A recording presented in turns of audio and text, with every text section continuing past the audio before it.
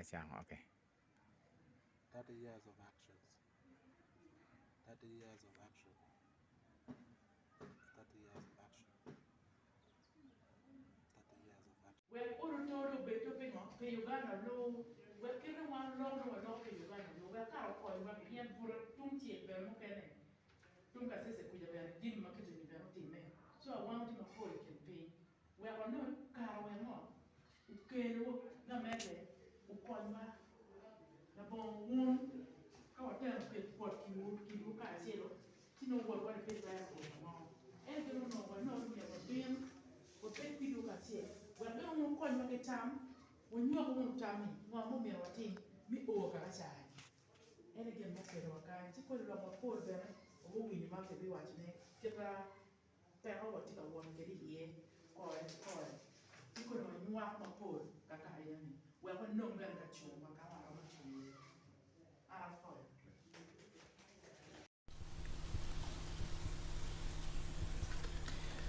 Gulu Amuru Landmine Survivors Association.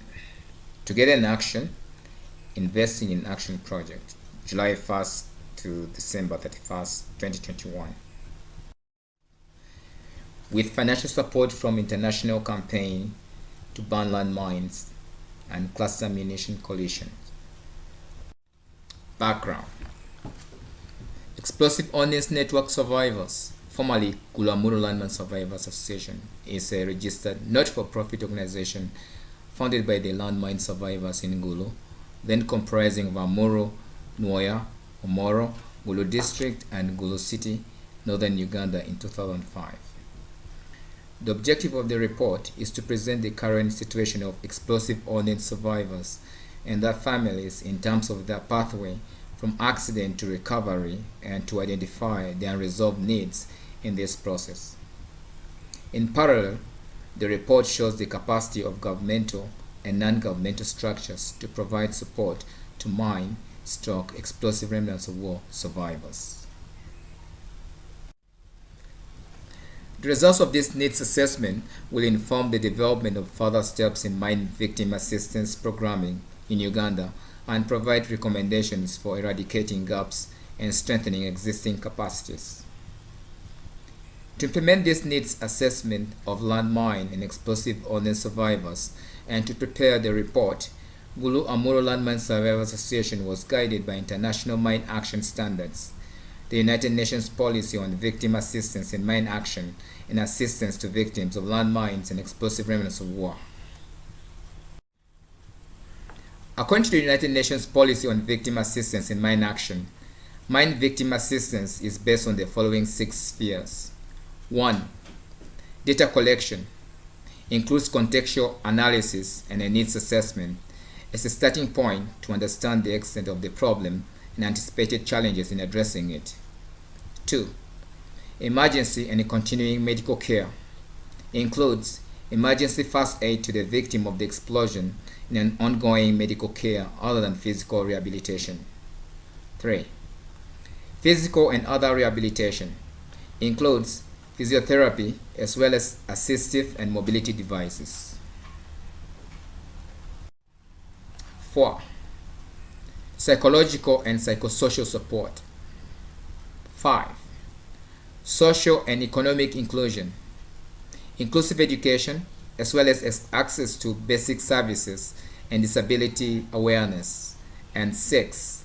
Establishment, enforcement, and implementation of relevant laws and public policies. It's important to acknowledge that the policy emphasizes a comprehensive approach to mine victim assistance, enabling victims to realize their human rights. The above-mentioned spheres should not be seen as separate sets of action. They form the basis for a holistic and integrated approach to realization of the human rights of mine/explosive ordnance victims. The executive summary of this study.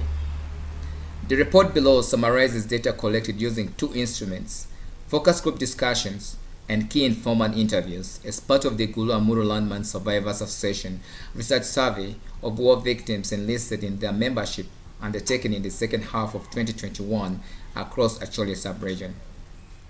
The current round of data collection follows one previous data collection in 2006. This survey was initiated through a demonstrated action point towards a national strategy to advocate for the cause of victim assistance to survivors ascribed in Mine Ban Treaty Article 5. The methods we used included ethnographic participant observation, ethnographic interviews, ethnographic assessment tests, collection of data, and analysis of data collected.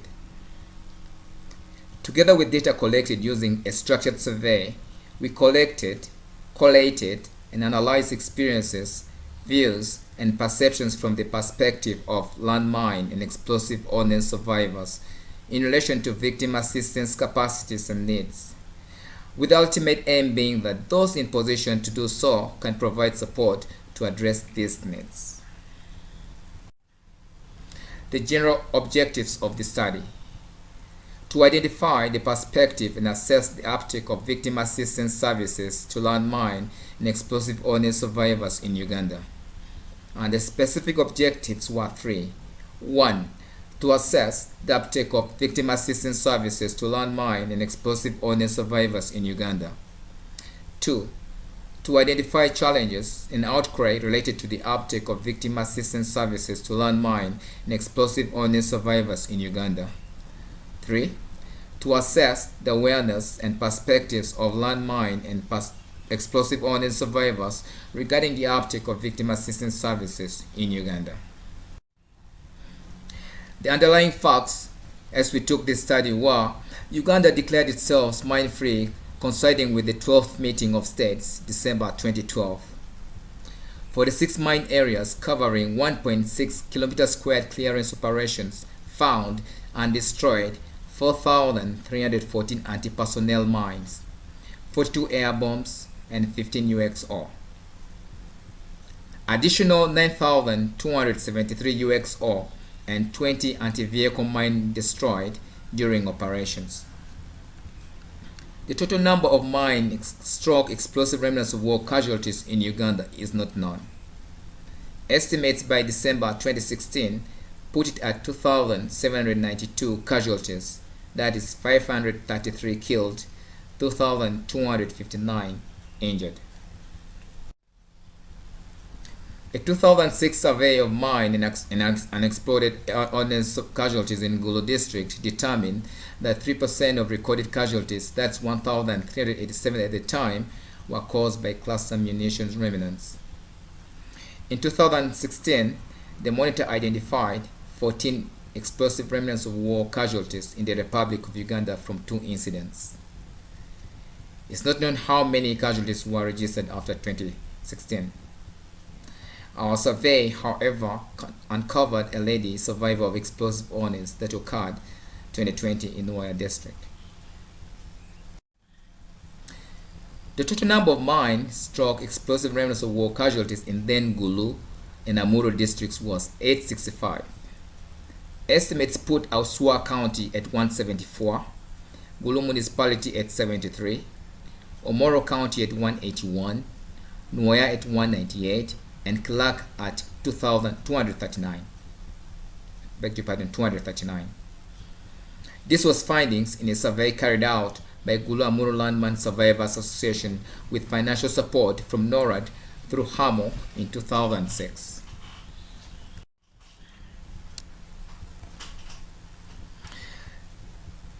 The methodology of the study was: one focus group discussion was conducted with over 12 landmine and other explosive ordnance survivors identified from Nuwaya district to explore their views on how their lives was affected after suffering trauma from the explosive ordnances.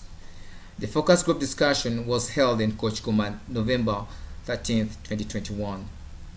The participants were sampled from women and men representation of former Omoro and Clark counties prior to the present demographic boundaries. 31 key informant interviews assessed were registered residents of only 3 districts of Gulu, Nuwaya, and Omoro. The key findings of this study were: most of the assessed accidents were registered in rural areas of Gulu, Nuwaya, and Omoro districts. Majority of accidents, accounting for 48.4% of respondents, were registered in Gulu. 35.5% of respondents in Nuoya, and 16.1% of respondents in Omoro district. The findings confirm the perception that rural areas tend to have more exposure to combatant line, especially when the entire population was encamped in internally displaced people's camps. Analysis by gender. Majority of the respondents, accounting for 54.8%, was female, while the remaining 45.2% were male. This was attributed to the fact that both male and female respondents are able to give informed view or experience with explosive ordnance. Analysis by age. The majority of the respondents' age cohort 31 to 40 years was 48.4%, 21 to 30 years was 19.4%, 41 to 50 years was 19.4% as well, and at least age cohort over 50 represented by 3.2% of respondents. Analysis by marital status. The majority of the respondents, 48.4%, was married, 29% was divorced or separated, and 22.6% was single. Focus group discussion sharing revealed that so many survivors stroke victims suffered divorce or separation and abandonment from their spouses during or after rehabilitation. Women tended to be more affected by this vice, usually leaving them with the burden of raising children alone as a result. Analysis of presence of children in this relationship. In terms of respondents having children, a great majority, accounting for 87.1%, say they have children, while the remaining 12.9% do not have children. Here's a picture of a lady. She's 35 years of age, mother of 4. She lost her sight from exposure to gun smoke. Recently, her heart succumbed to heavy rains. She's a resident of Gulo district.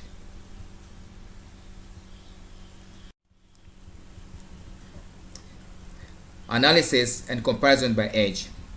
From the study, 45.2% of respondents encountered trauma at ages 0 to 10 years, and 22.6% of the respondents encountered trauma at ages 21 to 30 years. 19.4% of the respondents encountered trauma at ages 31 to 40 years, and 6.5% of the respondents encountered trauma at ages 41 to 50 years of age.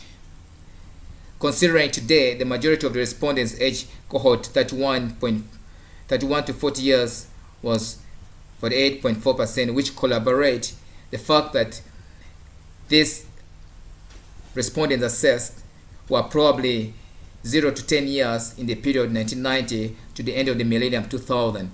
So it's correct that who was 0 to 10 years would be 31 to 40 years.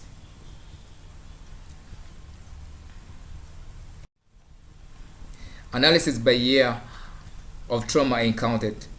From the study, 38.7% of respondents had trauma in the period 2001 to 2003, towards the peak of the war, followed by 32.3% of the respondents who had trauma in the period 1996 to 2000, from just about when the population was confined in the IDP camps.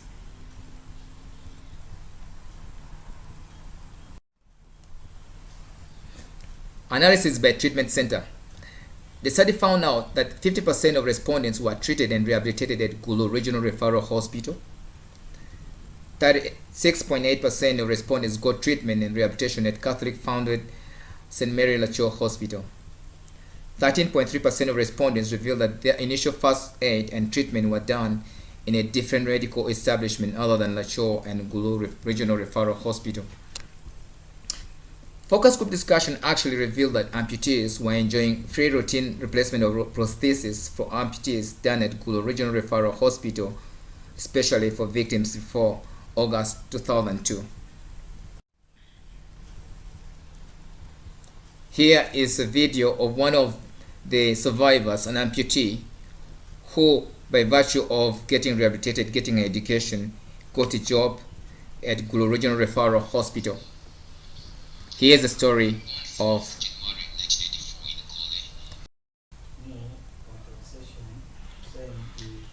born 4th January 1994 in Kole, rural northern Uganda, then in Gulf in Civil War. Henry's sight of bright future was not a big dream. No toys, no flashy streets or neighborhood or television to jerk his imagination. Well, this emptiness nearly closed the chapter in 1987 when the explosive lay there waiting for Henry's speech to trigger it. No vehicles to hurry to a real hospital, Henry's parents took him to a nearby health center for first aid. Nobody was aware of landmines or any explosive ordnance in the entire neighborhood. So the medical person with no scanning machine or x-rays was basically managing torn flesh and gushing blood. Painkillers to a crying child was therapy enough to his ignorant community. His wound could not heal but started going bad to alarming levels through the weeks. Then he was referred to Lira Main Hospital when an agonizing amputation left him unconscious for the whole day and night, his parents would reveal to him. Finally, a proper healing of wounds in the bone was possible, enabling him to go to school in the next few years. There were no crutches for him, but a pair of bamboo sticks would be his assistive device for the next 16 years. He limped with a pair of bamboo primary 1 through primary 7 in a rural village school where such crutches or wheelchairs were unheard of. Henry recollects one of the teachers who saw him limping with bamboo at such a tender age recommended that a prosthesis should be given to him. The kind teacher revealed to his parents that it's possible for Henry to walk upright with the new technology already in Uganda.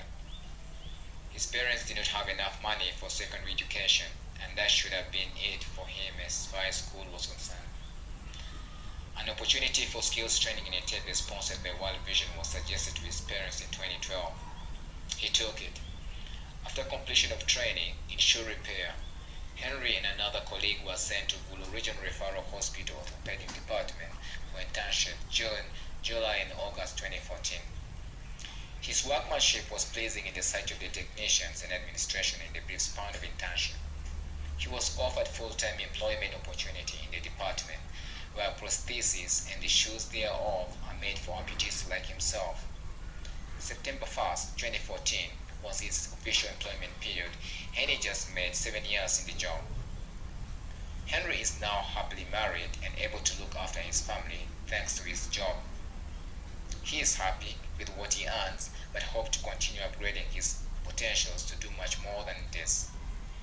A salary earner is a good thing, he said, but he still hopes for the day he could put his hands on other activities to increase his income. Soon his children will need education, he confessed, and his parents are still part of his extended family, that he cannot support them enough from what he's earning right now.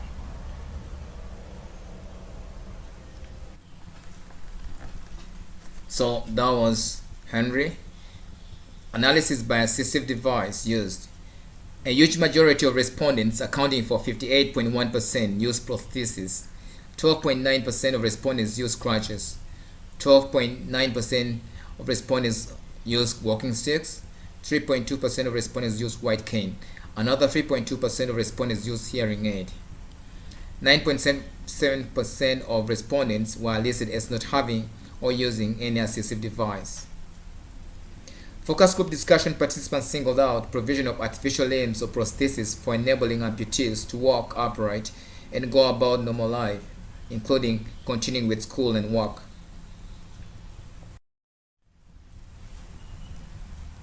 Now, analysis by education. A great majority of respondents, accounting for about 2/3, had low education. As such, the respondents do not possess the requisite academic qualification to compete for employment and effectively represent their interests in a formal manner. Analysis by trauma before school. With regard to already those in school at the time of injuries, 2/3 respondents stated that they were not yet in school. 32.3% of respondents admitted they were already school going at the time of the trauma. Analysis by scholarship opportunities. More than half, that's 51.6% of respondents, lamented there were no scholarships available for them. 48.4% of respondents, on the other hand, were blessed with scholarship opportunities after recovery from injuries. Focus group discussion applauded access to scholarships from NGOs providing education for child survivors or victims and children of victims or survivors during those difficult days following rehabilitation. Analysis by the status of the sponsorship. Data suggests more than half respondents only went to or continued with school, courtesy of the generosity of NGOs working in the country at the time. Parents or guardians accounted for the other 31% of respondents' school going or continuation of education after sustaining injuries from explosive illnesses. Only 13.8% of respondents confessed government had a hand in securing education for them once they survived encounter from explosive illnesses. 3.4% of respondents revealed that their education was intermittently sponsored by different individuals in various stages of their studies.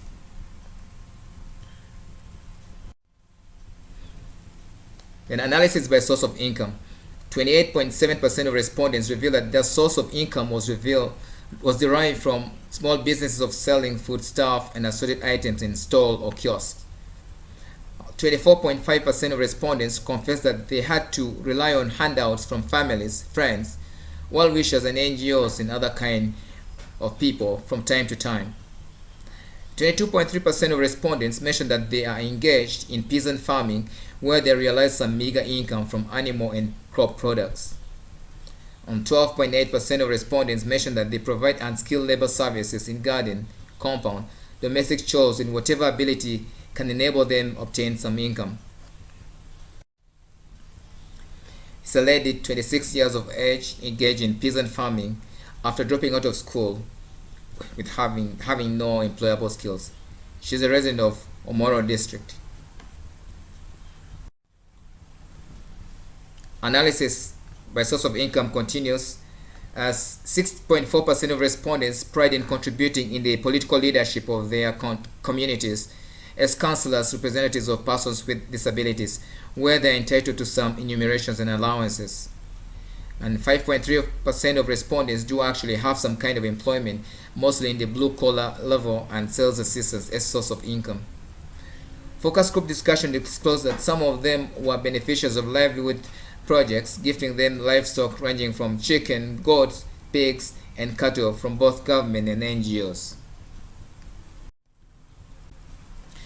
Here is another account of a survivor who is willing to work.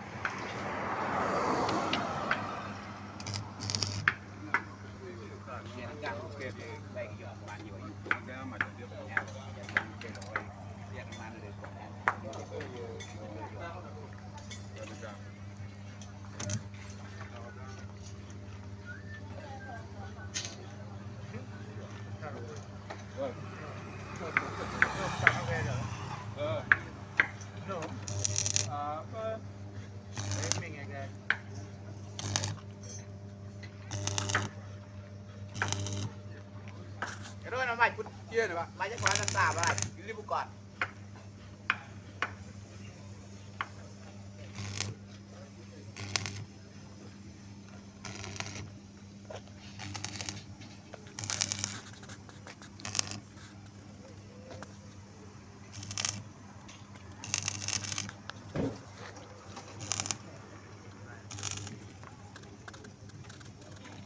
Dan, riga me aja. Ribe ko. Ini tamangannya beri yang mukul. Hah? Ini beri yang mukul, riga me. Why no? Why dia? Gam. Hah? Gam. Tiara. Mana awak tunda bang? Hah? Awak tunda. Yeah. Awak tunda nak kau bagian. Então, vira não, filha.